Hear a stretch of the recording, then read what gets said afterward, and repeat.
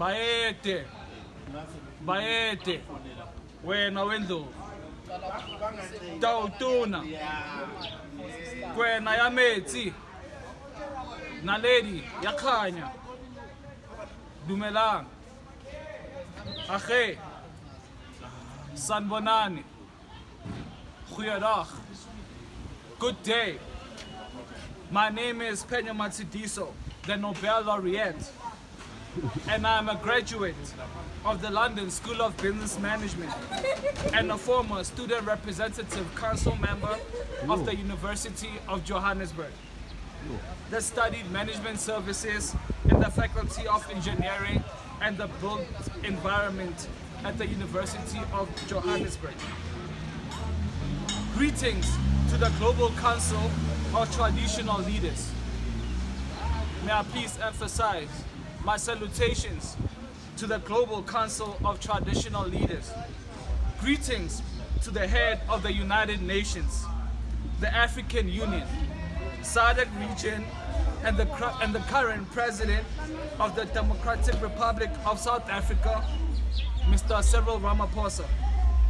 One would also like to extend salutations to King Charles II, who is head of the British monarch.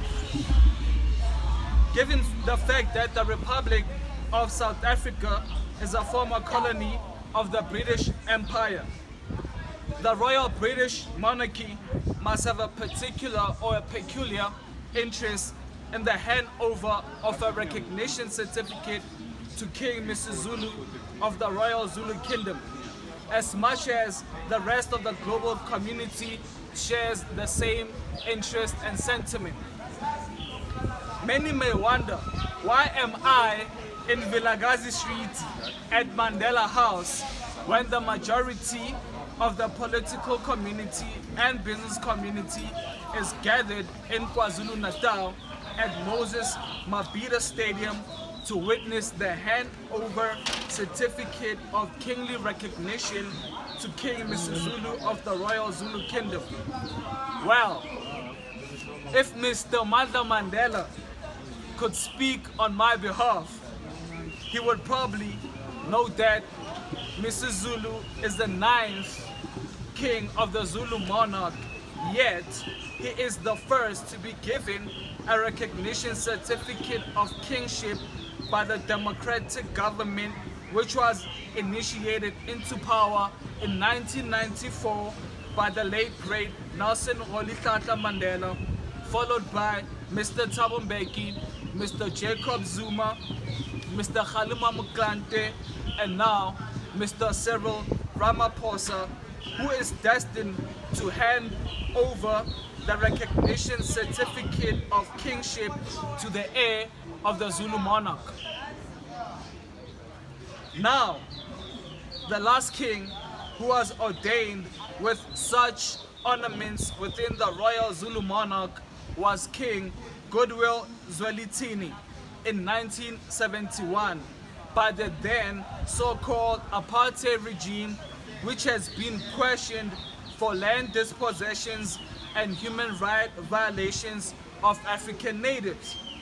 Hence, there is still a financially viable need to readdress the imbalances of the past caused by colonialism and apartheid, with the youth unemployment rate fluctuating at a staggering figure of around 66%, as demonstrated at the National Assembly during the 2022 financial midterm budget speech.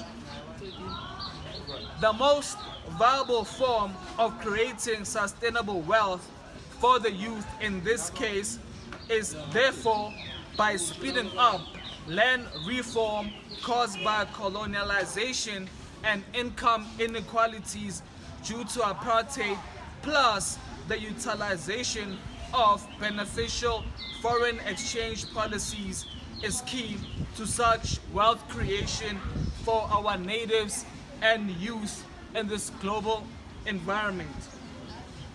In a brief conclusion, Mr. Mandela would definitely agree with me, and as as chapter 12, section 212, subsection 2A and B of the South African Constitution stipulates.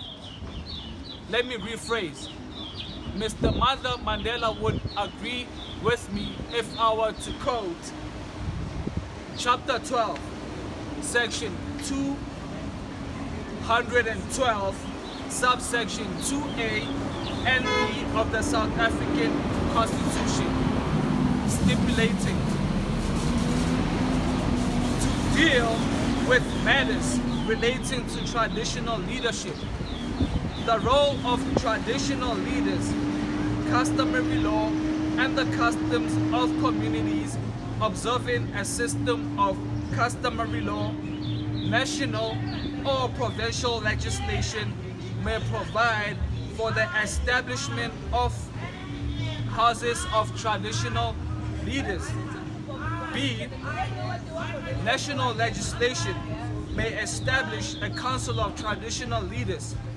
Hence, a recognition certificate of kingship is awarded to a royal monarch, and in today's event it is handed over to the Zulu monarch. Yet you have the Kafelas in Northwest also in possession of such a certificate. And that is why I, Penyo Matsidiso, the people president and the king chief of the world, is not only a Nobel laureate, but I'm also a king and a chief of the world and the people's president. God bless. Peace. One love.